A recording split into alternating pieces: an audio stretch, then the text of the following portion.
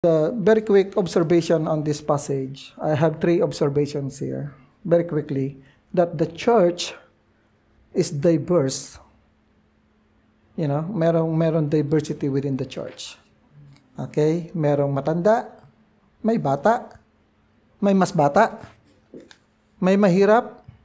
Kasi later on sa chapter 16, yung bondservant, sinabi dyan, the relationship between master and bondservant. At meron din mayayaman dyan. At particular, may mga widows. Okay? Dahil diverse yung church, yung kanyang needs is also diverse.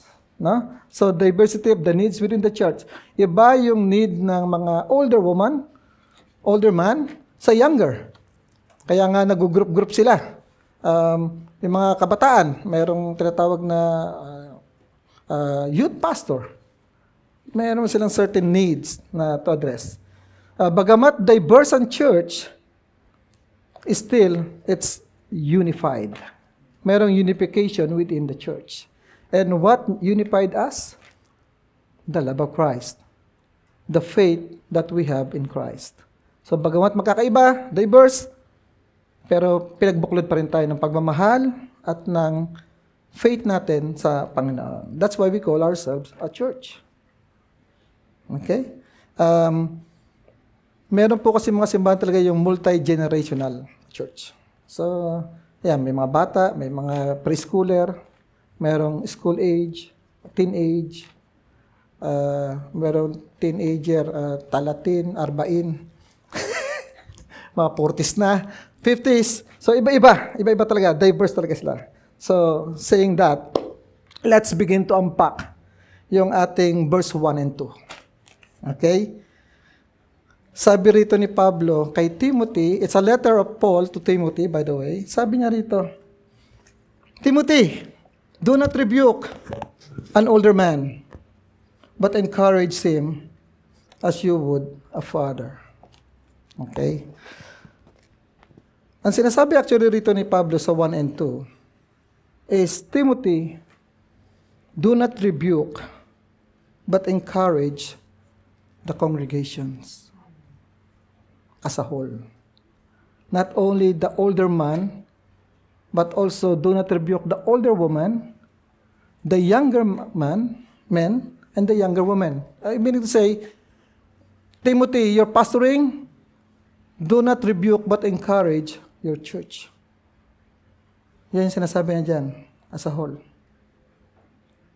Now, teka lang, ba't sabi niya do not rebuke? Bakit do not rebuke? Samantala, yung pastoral letter niya kay Titus, sabi niya kay Titus sa verse 1 to 9, chapter 1, verse 9, to teach instruction in sound doctrine and also to rebuke those who are contradicting it. Para bang magkaiba. Tapos later on sa verse 13, sabi niya, therefore, rebuke them sharply. Sa ibang text, by the way, I read it in ESB, English Standard. Sa ibang text, sabi niya dito, do not rebuke sharply. To make things complicated, sabi sa King James Version, do not rebuke an elder. Hindi po older ang nilagay niya dyan, elder. Okay, let's unpack it. Ano ba yung sinasabi ni Pablo rito na do not rebuke? Tapos, later, the same chapter, 1 Timothy 5, sa verse 20, sabi niya rito, as for those who persist in sin, rebuke them. Ano pa talaga? Do not rebuke o rebuke? Sa 2 Timothy chapter 4, verse 2, sinabi rin na yun na, preach the word, be ready in season and out of season, reprove, rebuke. But sinasabi niya rito, do not rebuke. Is Paul contradicting himself? Ano ba talaga yung instruction ni Pablo? Do not rebuke or rebuke? Alright? Now, to reconcile that is to look for the word rebuke. What is rebuke here?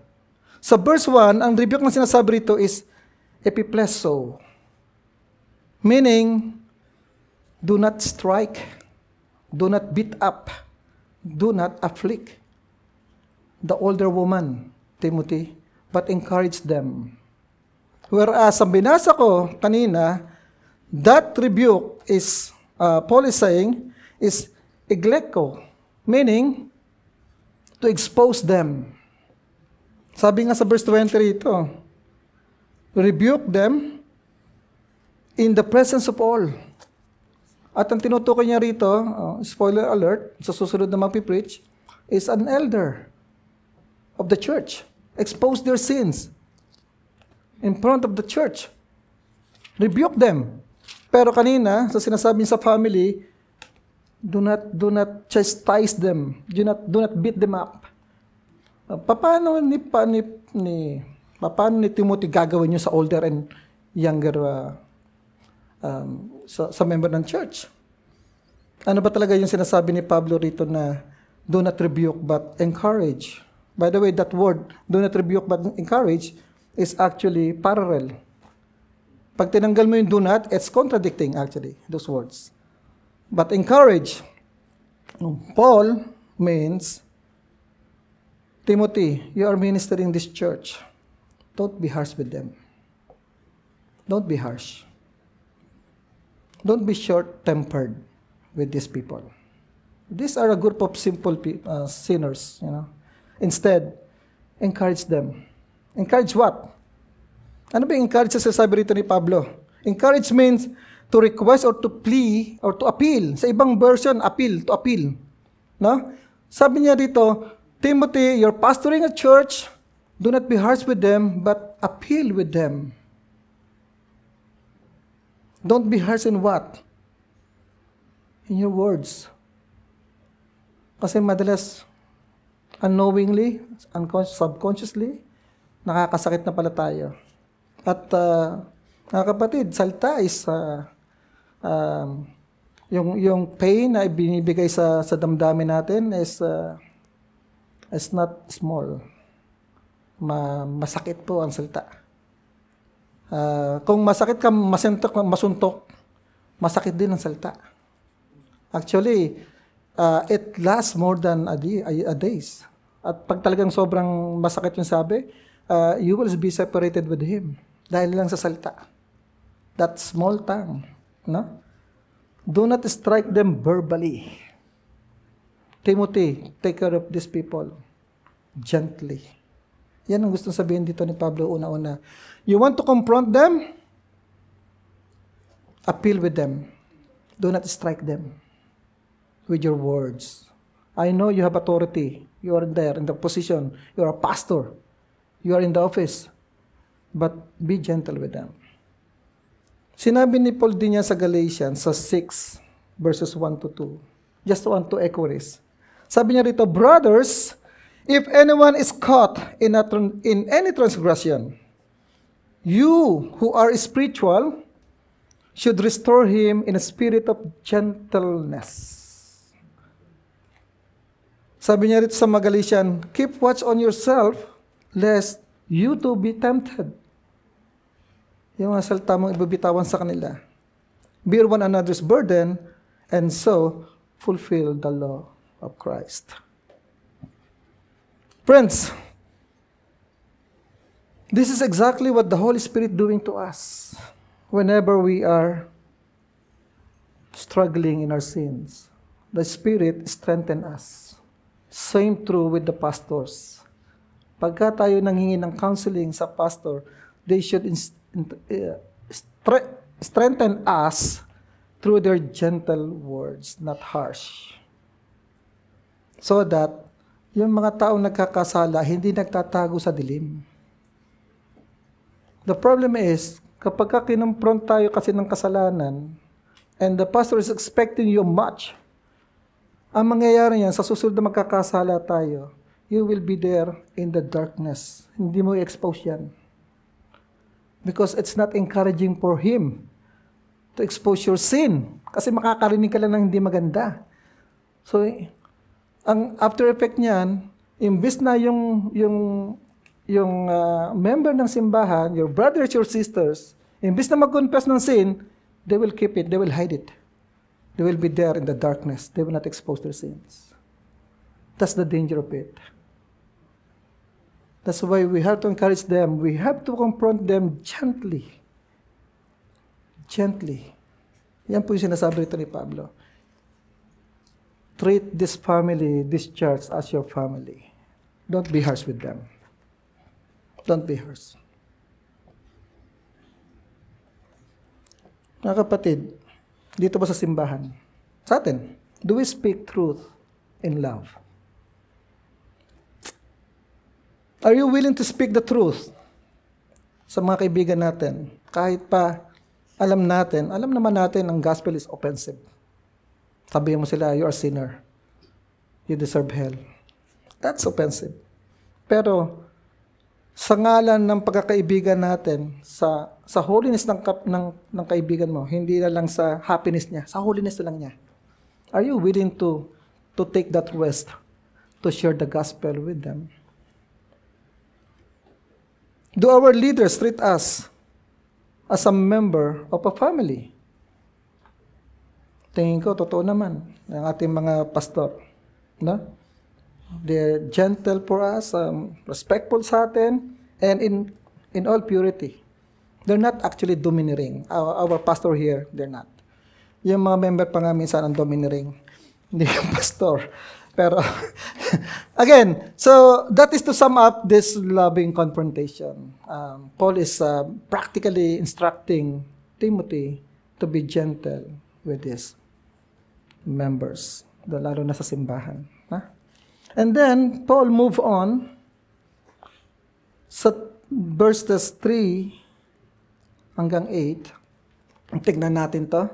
Yung types of widow na binanggit dito ni Paul. Somehow, si Paul may idea, no? Doon sa simbahan na nangyayari. By the way, the church is in Ephesus. That is modern-day Turkey. Yan po yung Turkey ngayon. Kung nakapunta na kayo dyan. Andyan po yung Ephesus. No? Somehow, may idea si Paul sa mga nangyayari sa simbahan. Sabi niya, Timothy, honor widows who are truly widows. Now, sinubdivide ko ito. First time ko itong ginawa. Yung the faithful widow is actually verses 3 and 5. Tapos, yung the widow with families is verses 4 and 8. Tapos, iniwan ko yung the hedonistic widow, verse 6, na mag-isa. Let's unpack this. Sabi niya, yung true widow. Ano ba yung widow? Let us define muna widow. Alam ko na alam nyo, in your mind, ito yung babae na namatay ang asawa. Tama? Tama? Byuda? Widow? Well, tignan natin yung salitang widow na ginamit dito ni Pablo sa Greek. Okay? The word widow is chira. Chira. Okay? Chira means bereft. Bereft. Okay? Or yung parang ninakawan ka, that is the condition ng widow. It also means suffered loss. Okay? Totoo, yung byuda, namatay ang asawa. Pero yung word dito na byuda na ginamit ni Paul, hindi naman para sabihin yung kondisyon kung paano siya naging ganun. It's not. Paul is saying, or describing the situation of that woman. It's not telling you what happened to him. What happened to her? Namatay ang asawa, byuda. No, it's not. It's actually the description. So looking at the word, chira, pwede po itong babae na, yes, nawala ng asawa. Dahil nawala ng asawa, yung kanyang hope, yung kanyang living will suffer. Kasi during that time, ang mga babae is highly dependent sa man, sa husband nila. During that time, I'm talking about first century church. Nung isinulat ito ni Pablo, AD 64, about AD 64, mid of that. Mid-60s. Okay? During that time, ganoon ang situation nila. Pag ang asawa, lalaki namatay, si babae, kung wala rin lang negosyo o may iwan sa kanya, tapos ang kaligayahan. You're done. Okay? That is the condition described here. Okay? What about yung dinivorce? Wala naman word pa doon na divorcee. Right? Ang tawag din doon, widow. Biyudang buhay. Tama ba? Biyudang buhay. Widow rin ang tawag doon. Kasi iniwan din sila. Paano ngayon yung na-abandon? For the longest time, nag-abroad yung asawa, hindi na nakabalik. Na-abandon na. Also widow. So you don't know kung ano nangyari sa asawa. Namatay ba yun o ano? Inabandon na siya. Actually, the word abandon is desertion or deserted. Okay? Let me read to you Isaiah 54, verses 4 to 6. Tingnan niyo kung paano ginamit dito yung salitang widow. Fear not, for you will not be ashamed. Be not confounded, for you will not be disgraced. For you will forget the shame of your youth, and the reproach of your widowhood you will remember no more. Bakit daw naging ganon? For your maker is your husband, that is the Lord. The Lord of the hosts is his name, and the Holy One of Israel is your Redeemer. The God of the whole earth, he is called. For the Lord has called you like a wife, deserted and grieved in spirit, like a wife of youth when she is cast off, says your God. Ang sinasabi rito yung Israel, iniwan sila ng Diyos dahil sa kanilang kasalanan. At ang kondisyon nila, widow. Deserted. That's a description of widow here. The same widow in the mind of Paul. Paul is not just talking about yung namatay ang asawa mo. It's not. So just to clarify the text. Kasi the more clearer, the more we can understand the text. Right? Now, the word honor.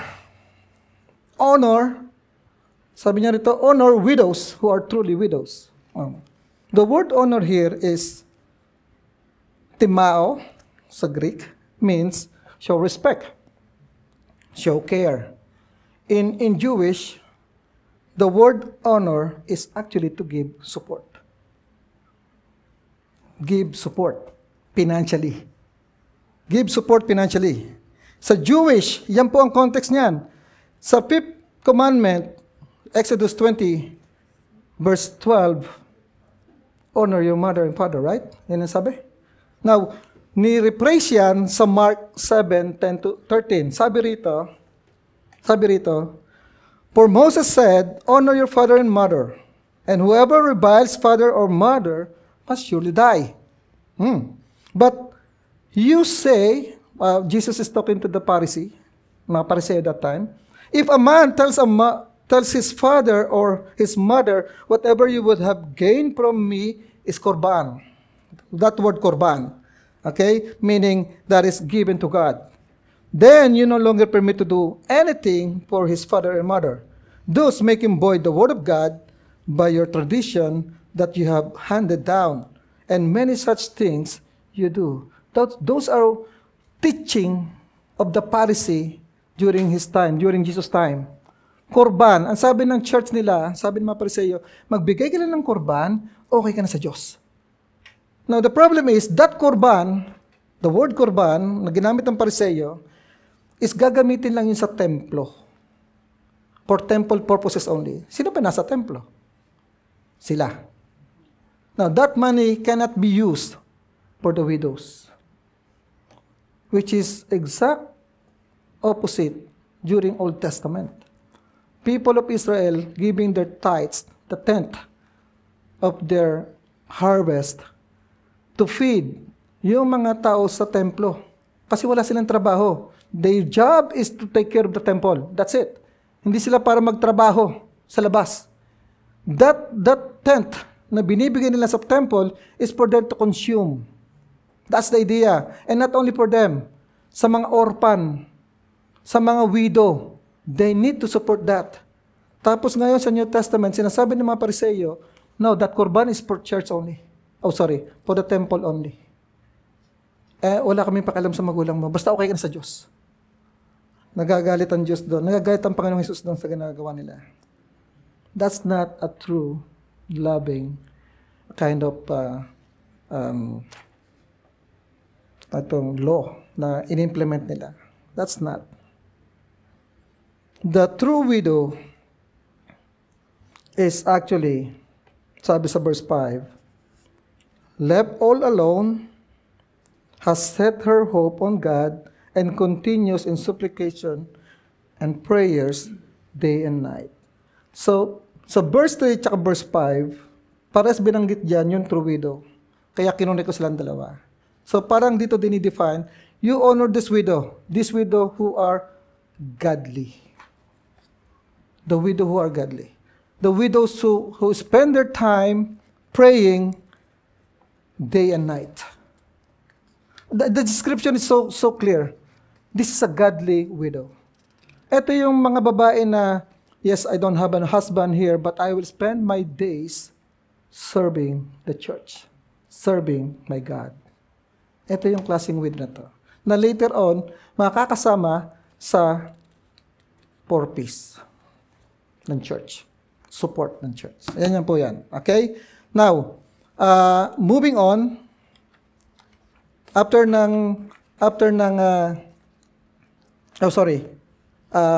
so these faithful widows, pinapakita lang dito ni Pablo, itong mga widow na to sa simbahan, ito yung true widows. Ito yung tunay na widows. Ito yung tunay na may pangangailangan. Okay?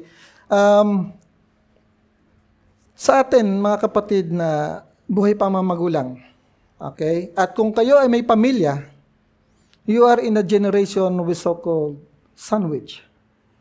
Kung andiyan pa yung mga magulang nyo, tapos may mga anak na rin kayo, you are in the sandwich generation. Napakahirap po ng sitwasyon nyo. Because you need to support your parents and at the same time, your children. Nakita nyo yung scenario nyo? Nasa gitna kayo. Now, sabi ko nga kanina, honor is to support. Not only to care, but financially you have to support them. Obligado po natin yan. Ang sabi rito, that true widow, we need to support them. Now, may mga gray line dito, as you can see. Paano kung yung nanay ko, hindi naman siya nagpalaki sa akin. Nakilala ko lang, late na. Diba? How will I support her? Wala nga may bonding. Ngayon ko lang nakilala, matanda na ako. Yung pala yung nanay ko. May mga ganun senaryo, no? May mga gray line dito. Mamaya, di-discuss natin yan. Put that on hold. Okay? Pero sa may mga magulang pa, how do you honor your parents? Yung mga, lalo na ngayon, katapusan. Tatawag yan sila. Mangangusta yan. Oh, we are OFWs, right? This is our reality here. At obligasyon ng mga anak yan. We are obliged for our parents. That is honoring them. That is to give them honor. Okay? So, yeah. Kumusta yung ating communication ba sa kanila? Kada week, end of the month lang ba nag-uusap o every week?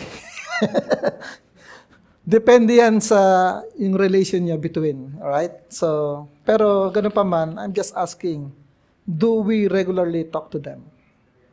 Minomonitor niyo ba yung kanilang kalagayan? O mabibigla lang kayo one day, o si nanay ko si tatay.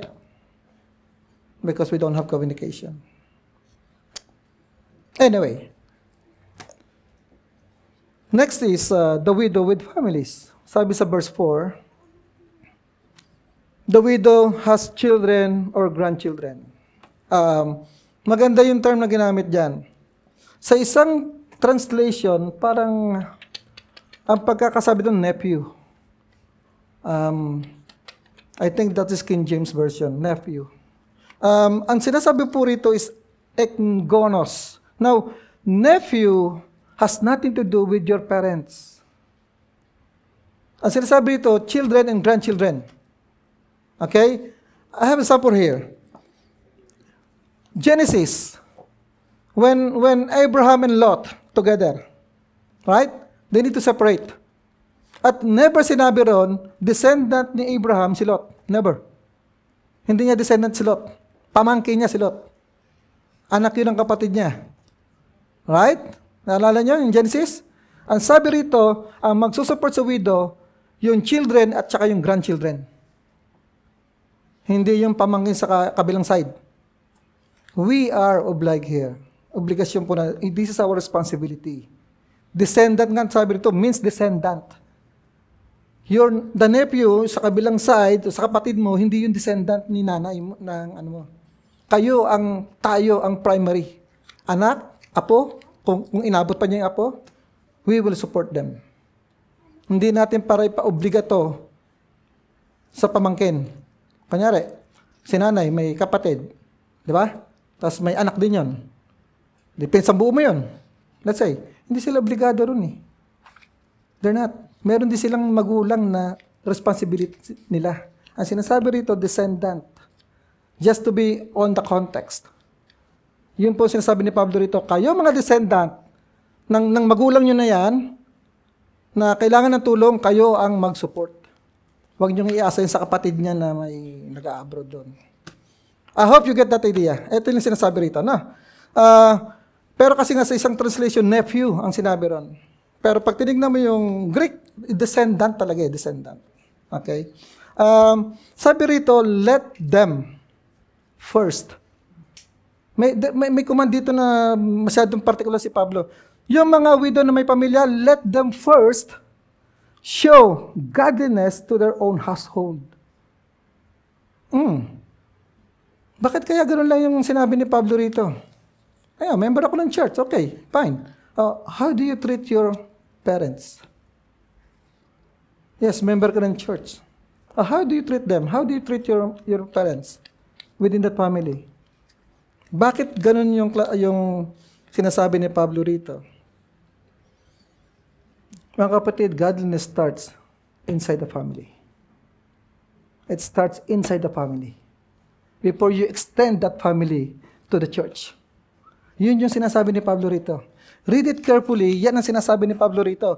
Sabi niya rito sa verse 8, kung hindi, if anyone does not provide for his relatives, sabi niya, and especially for the members of the household, he denied faith.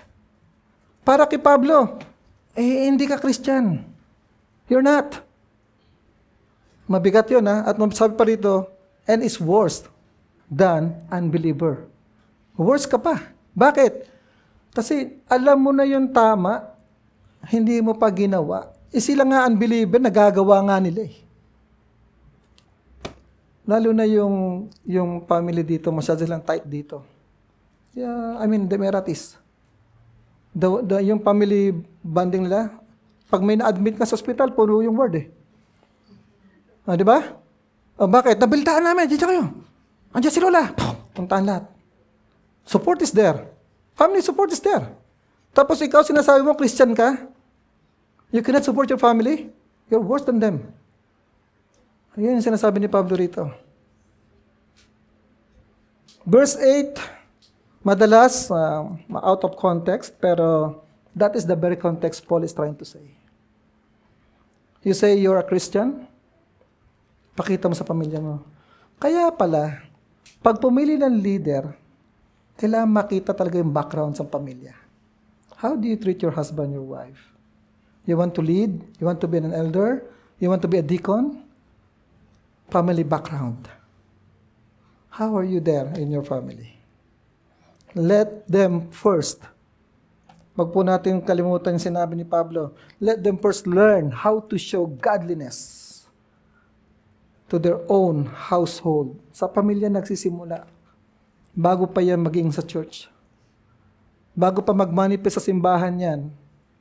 Yung ugali nyo muna sa family. By the way, pag pumunta ka sa pamilya mo, pag nandun ka, doon lalabas yung tunay na kulay. The real you. Pag sa simbahan, you can make it a bit of, ano yun yung sinasabi ko? Simbahan to. Oh, brother, sister, basta ka. Okay lang po, pastor. Doon sa bahay, tingnan natin yung ugali mo. Doon makikita.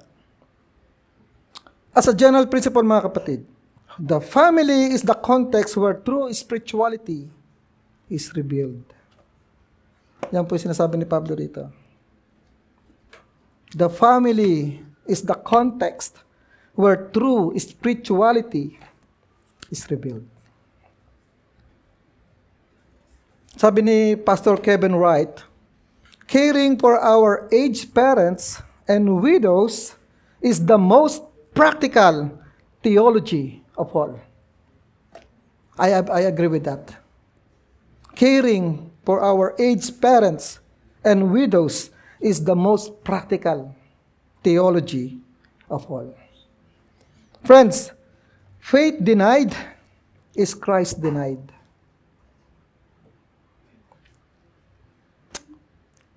Sabi niya rito, he has denied the faith. Kung hindi mo kayang tulungan yung family members mo, a household mo, he has denied the faith. Faith denied is Christ denied. Tulad ng mga sinabi ko kanina, yung sandwich generation, mahirap po yung sitwasyon natin. Mahirap po yung sitwasyon niya. You need to support them, you need to support your family. It takes a lot of wisdom. At we don't want din na ma-burden, lalo na yung financial nyo. When we talk about support, hindi mawawala dyan yung financial. Hindi po pwedeng alisin sa equation yung financial support. Okay? So, yeah. How are we? How are you going to balance that attention? Caring our parents old and caring your children at the same time. Mabigat. Di ba? Mabigat. And lastly, may binabanggit dito si Paul na hedonistic. Ano ba yung hedonistic? Hedonistic is pleasure seeking. Yung etong mga babaeng ito, bagamat wala na silang partner, let's say, somehow, may fortune na iwan. Okay? May naman na sa asawa. Siguro may negosyo, ganun. I don't know. Pero, ganun pa man, meron siyang means to seek pleasure for herself. Exactly the opposite of the true widow. Right? Ito, imbis na gayahin sana si true widow, dahil meron pa siya, okay, sige, medyo pamper ko muna sarili ko. Yan po yun. Pero ang sinabi rito ni Pablo, yung mga ganyan. Now, again, nakarating ito kay Pablo. Hindi ito chismis kay Pablo, ha? Otherwise, the Holy Spirit will not write it here. Nakarating sa kanya yung information na to. May mga ganitong babae dyan. Sabi niya, you know, those ladies is dead even while she lives. Dead even while she lives. Paul is trying to say here, these widows are spiritually dead. They're not. Though they belong to the church, but spiritually they're dead. Nakita nito? Paul is not saying yung mga kapitbahay, it's the church issue. Within the church. Sabi niya, itong babaeng ito, they're dead spiritually. In other words, unregenerated. Hindi ito Kristiyano. In other words. Okay? Paul is counseling Timothy here and the church to not give to her the so-called needs. Somehow, nag-a-apply pa to ng purpose sa church. Sabi ni Pablo, no, they're not. They don't belong. Okay? Dead even while she lives. That reminds us in Ephesians 2, right? Naalala niyo ba yung binanggit sa Ephesians 2? That you are dead in trespasses and sin. Sounds alike. Kasi si Pablo rin naman yung sumulat nun. So ito yung term niya na ginamit. Dead even while she lives. Meaning unregenerated. She's not. Though she's in the church, but she is not a Christian. Okay, so Timothy, make note of that. Make note of that. Okay? That reminds us of the condition. Yan din po yung condition natin prior trusting the work of Christ on the cross. We were dead in our trespasses. And we were spiritually dead. Unregenerated. And this can't help herself but magsik ng pleasure. That's who we are. We seek pleasure. We run away sa mga invites. Ba't ako atin dyan? Okay lang ako. Malakas pa ako eh. May gagawin pa ako mas priority than hearing the word of God rather than, marami. That's who we are. Naturally, that's who we are. We are dead in our trespasses. Spiritually dead. May solution dyan mamaya. We'll see. Now, moving on sa 9 to 16. Church support for the widows. Ito, binanggit dito ni Pablo na merong qualified na widows at merong disqualified. Okay? Qualified widows at verses 9, ayan, disqualified widows. Tapos under dyan sa disqualified widows, binanggit niya yung reason for disqualification, tapos yung younger widows, tsaka yung widows with relatives. Let's see about it. Sabi rito, sa qualified muna tayo. Sabi niya rito, merong list, may checklist na binigay rito si Paul. Above 60? Yeah? Above 60? Noong nag-BBS kami, maraming question talaga na papasok dyan. Paano yung 59 lang? Hintayin pa ba natin mag-birthday yan? Di ba? Ganon. Parang dito nga pinaturn yung senior citizen, di ba? Kami naman older lang, di pa kami senior. Di ba? Kuya, di pa kami senior. Older lang, older. So, may mga gray line dito, no, sa checklist ni Paul. Okay. Paano kung handicap? Naipit ng, nalos niya yung limb niya. Paano yun? Mga ganun. Tapos sabi niya rito, a woman of one man. Sounds the same dun sa chapter 3. Ano ba ibig sabihin ni Pablo rito? Sa ibang text, I think NIV, ang sinabi diyan talaga is faithful to her husband. A one-woman man.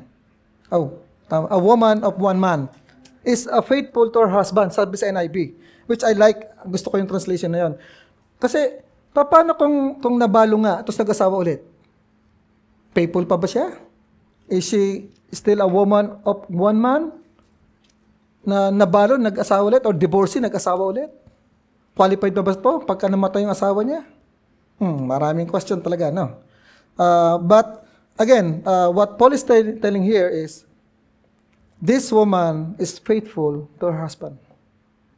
Kung namatay mo yung asawa niya, nabalo siya at nag-asawa siya ulit, at faithful siya, then he qualifies. Yun ang sinasabi rito. Okay? Wag lang yung two husband at a time. Iba yun. Basta one at a time. Faithful siya. Okay? Known for good deeds. Ano itong mga good deeds na to? Brought up children. Ibig sabihin ba, yung simbahan, kailan na-monitor niya talaga yung pagpapalaki? Kung kaka-join lang sa simbahan nun, paano yun? Paano mga malalaman yung how she brought up her children? Mahirap na naman, di ba? By the way, nakalista rito. Again, maraming gray line. Hospitable woman.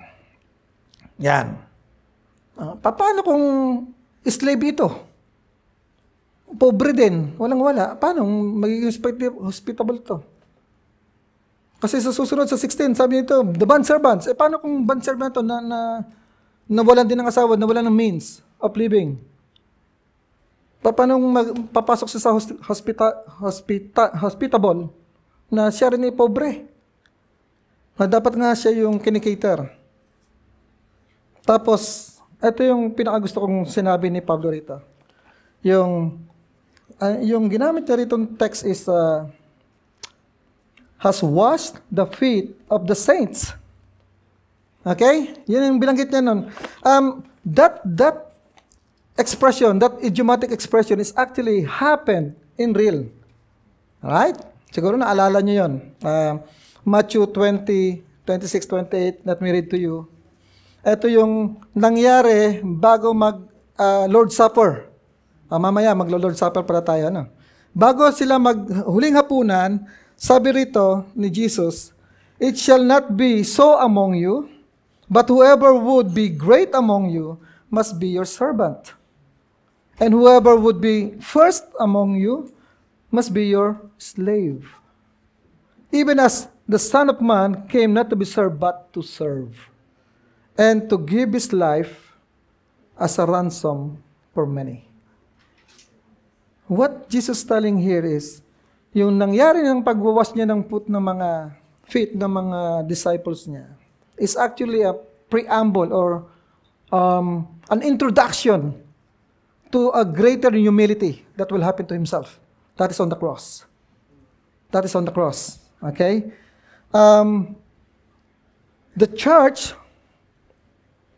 his humble gesture of washing the feet, na actual na nangyari during Jesus' time, ginamit ni Pablo rito as a description, as an idiomatic, which is I like it, na sabi ito mga widow na to na wash the feet of the saints is actually servants in the church. They serve the church. That's the connotation here, this word. With humility, they're serving the church. This widow. That's a good work. Yun po yung gustong sabihin dito ng Panginoon ni Paul kay Timothy. Ginamit niya as idiomatic expression. Exactly what happened to Christ. No? Yung sinabi ko, preamble yan, yung pag-wash ng feet, kasi eventually, after Lord's Supper, the following day, na-capture na ng Panginoong Jesus, kinapture siya ng mga Roman soldiers, at nagkaroon nga ng kangaroo hearing sa 70 Sanhedrin, at dahil hindi sila mapag-decide kung papatay o hindi, nilalaki Pontius Pilate. And the rest is history. At doon nga sa krus, Jesus humbly bowed down before the wrath of God. Not for himself, for us. He served to the last drop of his life. Gusto ko yung description na nilagay dito ni Isaiah. Isaiah, long way ago, sinabi niya rito sa 53 verses 4 to 5. "Surely he has borne our griefs and carried our sorrows. Yet he esteemed him stricken, smitten by God, and afflicted. But he was pierced for our transgressions. He was crushed for our iniquities. Upon him was the chastisement that brought us peace, and with his wound we are healed." Yan po yung description long time ago. Kay Isaiah pa yan. And it happened 2,000 years ago. Help those troubled. Sabi pa rito, that is simply, itong mga babaeng ito are actually those who help the member of the church who are under pressure. Sila po yan. Okay? Help those in trouble or those who are under pressure. And overall, sinamalis ulit yan and live a good life. Yan po yung quality or yung checklist ni Pablo for a woman, a widow, to be supported by the church. At yung hindi naman daw, ito yung medyo confusing part nung nagba-Bible study kami. Sa verses 11 to 13, binigay ni Paul yung reason niya why this younger woman were disqualified. Okay? Sabi niya, but refused to enroll younger widows. Okay? Bakit? Pag tinignan niyo maigi yung text, hindi lang ito about finances, support. Meron issue ito behaviorally. Behavioral issues they have. Ito mga younger woman, may issue ito mga ito. Una, divided heart. They have desire to marry. Sabi sa verse 11, meron pa silang sensual desire. Bata pa nga eh. That's normal, by the way. At na-anticipate ito ni Paul. Na-anticipate ito ni Paul. Ang problema rito, sabi niya rito, yung abandonment of faith. Di ba sinabi dyan? They start to marry so incur condemnation for having abandoned their former faith. Meron kasing commitment ito mga ito. Nung nabalo, na magkukumit sila sa church, itong mga batang to. But actually, yung pledge nila, the so-called celibacy, yeah, C-E-L-I-B-A-C-Y, is actually a state of abstaining from marriage and sexual relationship. They vow not to marry again. Pero dahil bata pa nga, they broke that covenant. Kaya, ito yung sinasabi rito ni Pablo na they abandoned their former faith. Meron silang pledge na hindi mag-asawa, pero dahil bata pa nga, they do remarry. So, divided yung kanilang heart. Andiyan na naman, may tumibok muli ang puso. Yan nga. Okay? Hindi lang yon. Sabi rito, idled heart. Mga idlers. Bakit? Sabi rito, they're lazy. No? Besides, sabi niya, they learn to be idlers. Idlers means lazy, slothful. Anong ibig sabihin nito ni Pablo na idlers? Ito yung mga widow na gusto lang financial support. Yun lang. Prayer meeting tayo. Busy. Yan po yung attitude nila. May attitude talaga. No? Hindi lang yan. This younger woman also move around from houses. No? Kasi nga yung community, hindi na mamamasahin na. Nagluto yung isa, nangamoy. Ano ba yung niluluto nun? Napuntahan. Yan. Doon sila magaling. Yan. Para mga social butterflies. Hindi ko ulit. Okay? Ano na? They're going about from house to house, and not only idlers, sabi niya, dahil nga nag-house to house, ayun, nagmarites. Noong pa pala, the 60s pa pala, meron na. Marites. Andito, sinulat ni Pablo. Nakarating kay Paul yun, by the way. Gossip is a sin. Speaking nonsense. At ito pa problema. Gossip is, kung ang deception, yung scheme ni Satan, gossip is the destructive tool of Satan. Destructive yon. Pag naniwala ka, then you are deceived. Pero ang primary purpose ng gossip is to destroy kung sino man yung pinag-uusapan niya. It's not constructive. It's destructive. Yan po yun. At pag naniwala ka, then you are deceived. Akala ko ganito tong taon to, hindi pala. Yung nagkwento sa akin to. Chismosa. Yan po yun sila. Huwag daw silang equalified. Tapos yung busybodies, ang sinasabing busybodies, ito yung nangingialam ng bagay-bagay. Wala naman silang pake. Yan yung busybodies na sinasabi dyan. Now, these people are known to share things that are of no concern about them. Wala naman silang pake. Nangingialam. Yan. Yan po yun. Nakita ni Pablo yan. Pero, Paul did not stick on to that. Merong solution si Pablo sa mga yan. At yun nga yung kanyang advice. Practical advice. At ano yun? So, sabi niya rito sa 14 and 15, I would have younger widows, itong mga ito, na mag-asawa. Mag-asawa lang sila ulit. At magkaanak at i-manage yung kailang household. Bakit? Para sa ganon, maiwasan yan. And give the adversary no occasion for slander. That's the reason of Paul for them to remarry. Mag-asawa na lang kayo. Huwag na kayo magpa-porpy sa church. Mag-asawa kayo. Pag may asawa kayo, may magsusupport sa inyo. Di ba? At dahil doon, magkakaanak kayo, magiging busy kayo. Hindi na kayo maggala-gala dyan, mga kapitbahay. Unless dala mo yung bata kasama. Ganun din. Ganun pa rin pala. So, kaya sinasabi ni Pablo yun, kasi sabi niya sa verse 15, for some have already strayed. May nangyari na kasi. It happened already. May mga ganong senaryo na, nakakababaihan, ayun na, nakaitaning na. Wala na sa simbahan. Pag siyempre nakakisaitin, wala na sa church yan siguro. Wala na. They astrayed after Satan. So, yun yung design ng sinasabi ng Panginoon sa chapter 4 na they don't want them to marry. To remarry. Sabi nyo pa, no, you marry and eat food. No problem.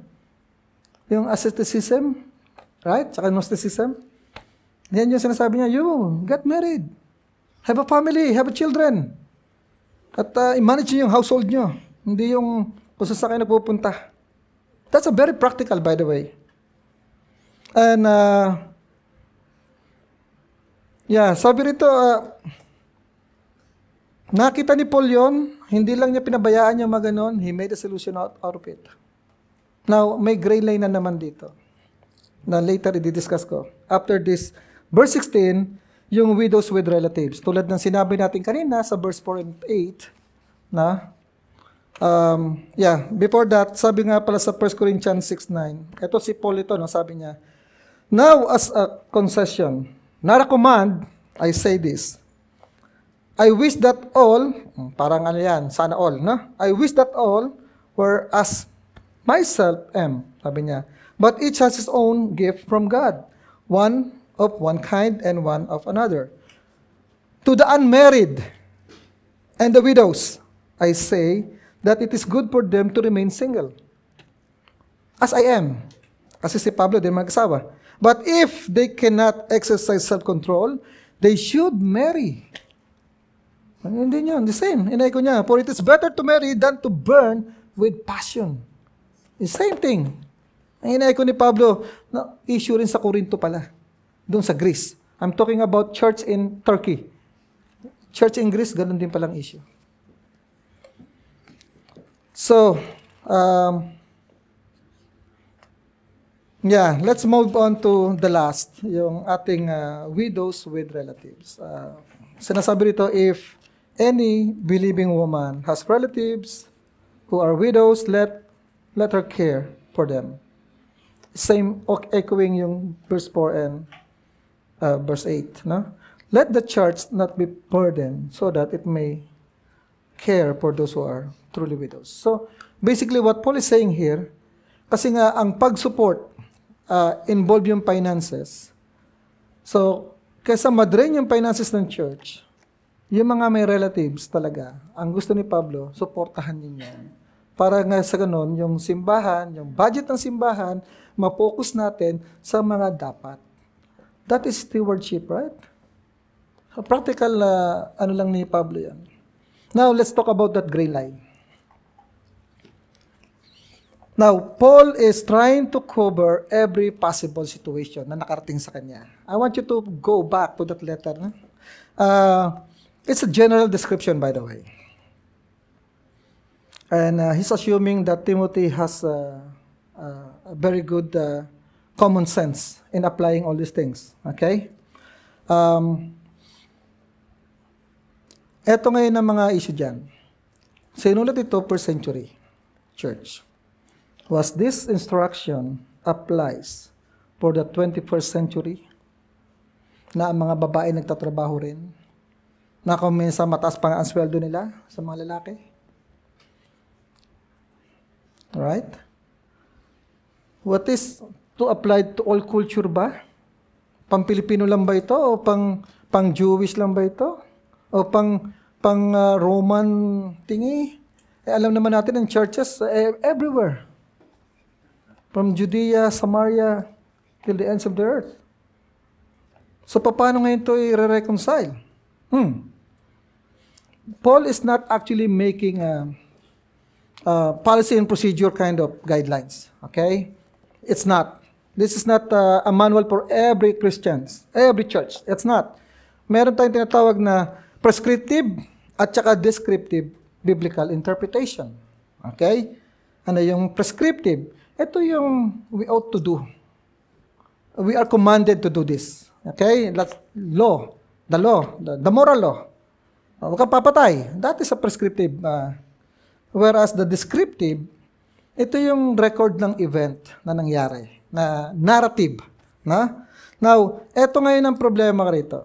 Kapag ka yung descriptive, ginawa natin prescriptive, ginawa natin batas, then we become legalist in the process. Okay? And the other way, pag ginawa naman natin prescriptive, ay descriptive, magiging relativist tayo. And we will be guilty of disobedience. Kasi command nga yun eh. Tapos ginawa mo, oh, okay lang yan. That's fine. That's the danger of this. Okay?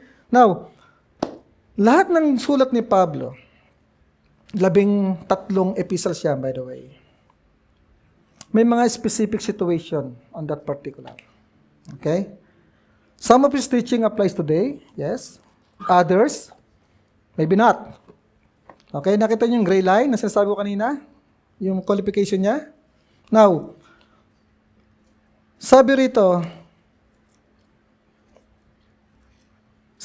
it means that when applying these biblical passages, we need a sound judgment.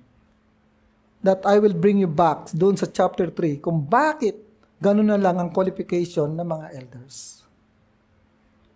Bakit sila dapat godly? Godly elders. May wisdom. Kaya nga hindi po pwede yung kaka-born again lang, 2 years pa lang ginawa mo ng elder. Hindi po sila exposed sa mga sitwasyon to decide. Okay? Kaya ganun na lang yung qualification ng mga elders natin. And we trust them to lead us as a church, right? Sila ang magdidesisyon dito.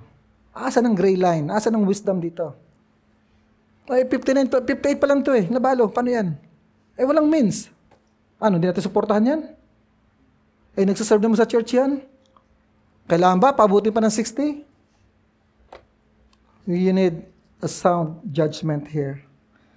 Paul instruct Timothy, command these things as well, so that they may be without reproach.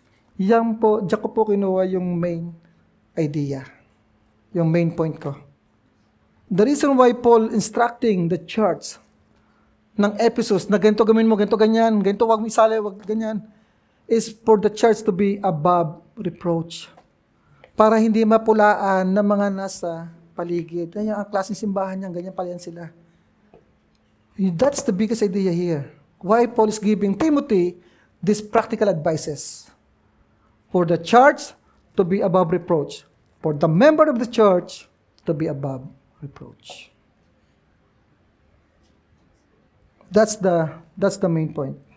The household of God is called to demonstrate godly conduct and responsibility within the church and their families, so it may remain above reproach and reflect the character of Christ. In doing so, mga kapatid, the community outside will see Christ in us. The way we treat them, the way we treat our members, the way we love one another, makikita yun ng labas. These people are different. These people, there's something there in this group. And again, what binds us is our faith in Christ. Mga kapatid, sabi sa John 13:35, by this, all people will know that you are my disciples, if you have love for one another. Friends, we love because we are first love. Sabi yan sa John 1 John 4:19. That love starts from inside our home, in our family, and then it goes to the church. If we fail to love our family, we fail to measure the God standard. And we are worse than unbelievers. Worse than unbelievers. Kasi bakit? Yung pagan nga nagagawa yun. Tapos ikaw, sinasabi mong may Diyos ka, hindi natin magawa. What a selfish love, na? Mga kapatid, yung instruction ni Paul is not only a civil or I would say social virtue. Hindi lang to basta responsibility. It is by grace. It's all about grace of God unto us. Let me draw you doon sa John 19. When Jesus saw his mother and the disciple whom he loved standing nearby, scripture is John 19, 26, 27. He said to his mother, "Woman, behold, your son." And then he said to his disciple, "Behold, your mother." And from that hour, the disciple took her to his own home. This scenario, ang Panginoong Hesus po ay nakapako sa krus nung sinabi niya yan. Okay? Somehow, bakit ibibili ni Jesus si Mary kay John? Bakit kailangan niya gawin yon? This text strongly suggests that Joseph have died. Yung tatay nila. Kasi this is a very Jewish. For you to pass away, ibibili mo yung nanay mo sa susunod. Now, walang kapatid si Jesus dito, but John the beloved. The last man standing. The last man with the last word. Revelation, John. Sabi niya, "Woman, behold, your son." At the very last breath ng Panginoong Hesus sa krus, he even think of the widow in his heart. Hindi niya pwedeng pabayaan si Mary. Now, alam natin na may kapatid ang Panginoong Hesus. Yung sumulat ng James is his brother. Jude is the brother of James. Nakapatid ni Jesus. Nagpastor sa Jerusalem, by the way. But on that very day, it was John the beloved. He take care of the widow. At the cross, both the wrath of God against the sin and the love of God displayed. Ang Panginoong Hesus namatay para sa nanay niya, para sa disciple niya, at para dun sa magnanakaw na katabi niya. Doon po namatay ang Panginoong Hesus. He died for our sins. For all of us. Because we too are a widow spiritually. We cannot help ourselves. So, Jesus was dying not because he sinned, but because of the sin of his mother. Yes, you heard me right. The Blessed Mama Mary. For the sin of his disciples. And for the sins of those who trust him. Jesus is calling us to repent, mga kapatid. To repent of our sin and live in faith. So that we can enjoy the forgiveness of God. Only through him we can have it. Only through him. There's no amount of work you can do to be reconciled with God. And Jesus says, "I am the way, I am the truth, and I am the life." So, in light of this God's sacrificial love and amazing grace, I want you to respond in faith. Because he truly died for our sin. Friends, love your church. Let us love our church.